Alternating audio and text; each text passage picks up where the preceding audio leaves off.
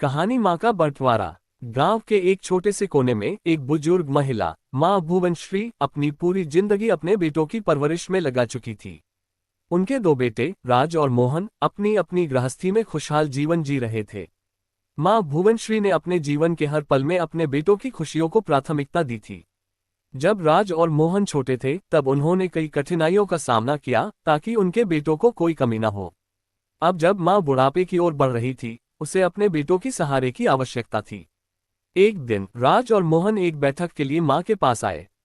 उनके चेहरे पर चिंता की छाया थी। माँ ने देखा कि दोनों आपस में कुछ चर्चा कर रहे हैं।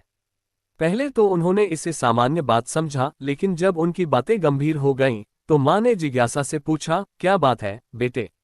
राज ने पहले बोला, माँ, अब आप हमारी जिम्मेदारी हैं। हमें ये सोचना चाहिए कि आपके खर्च और देखभाल का कैसे बंटवारा किया जाए।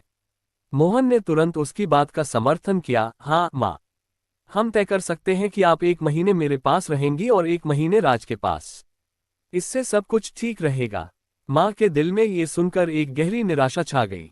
उसने सोचा, क्या मैं इतनी बूढ़ी हो गई हूँ कि अब मुझे बोझ समझा जा रहा है? क्या ये मेरे अपने बेटे हैं जिन्होंने मुझे अपनी माँ माना था? उसने धीरे से कहा, बेटा, मैं खुद का ध्यान रख लूंगी, तुम लोग चिंता मत करो। लेकिन दोनों बेटे ने उसकी बात को नजरअंदाज किया। वे अपनी बात पर अड़े रहे और माँ को एक तरह से बांटने का निर्णय कर लिया। ये सोचकर कि इससे उनकी जिम्मेदारी कम होगी, दोनों ने अपने अपने परिवारों में माँ को लेकर बातचीत की। कुछ समय बाद एक दिन माँ बीमार पड़ गई। उसकी हालत इतनी गंभीर हो गई कि वह बिस्तर से उठ नहीं पा रही थी। राज और मोहन को जब ये पता चला तो उनके चेहरे पर चिंता की लकीरें खींच गईं। दोनों ने तुरंत अपनी अपनी पत्नी और बच्चों को छोड़कर माँ के पास दौड़ लगाए। जब उन्होंने माँ को बिस्तर पर देखा तो उनके दिल में एक गहरी भावना जाग गई। उन्हें एहसास हुआ कि वे अपनी माँ का बंटवारा करने के विचार में कितने गलत थे। राज ने कहा, माँ, हमें माफ कर दो। हमने आपको बोझ समझा और हमें समझ ही नहीं आया कि माँ का बंटवारा नहीं किया जा सकता। मोहन ने भी सिर झुकाते हुए कहा, माँ, हमें अपनी गलती का एहसास हो गया है। आपकी ममता को बांटना तो संभव नहीं है। माँ ने उन्हें देखकर एक हल्की मुस्कान के साथ कहा, बेटा, माँ की ममता कभी नहीं बढ़ती। मैं तुम दोनों को अपनी एक एक सांस भी दे सकती हूँ, लेकिन तुम मुझे किसी एक जगह या किसी एक दिन में नहीं बांट सकते। उनकी आंखों में आंसू थे और माँ की बातों ने उनके दिल को छू लिया। इस पल ने उनके रिश्ते में एक नई समझ और प्यार का संचार किया। उन्होंने अपनी माँ की देखभाल का वचन लिया और उसे अपनी पूरी श्रद्धा और प्रेम के साथ रखने लगे।